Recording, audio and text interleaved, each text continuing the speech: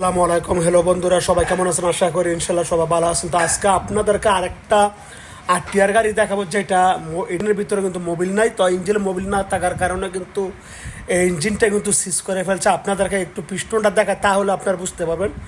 একদম কিন্তু পিস্টনটা সিজ, এই যে দেখতেছেন, একদম শুকায়, একদম কার হয়ে গেছে। আর যে কোনো মুহূর্তে ইঞ্জিনটা একদম ফাইসা যেতে পারতো।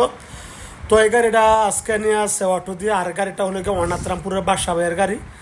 গাড়িটা এর আগেও বলে দিয়েছিলাম যে ভাই পিস্টনটা চেঞ্জ করে আলেন, মোবিলটা খাই আলা ইঞ্জিনের ভিতরে।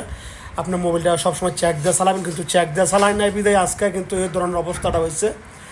তার জন্য কিন্তু অটো দিয়ে গাড়িটা আনন্দ লাগছে।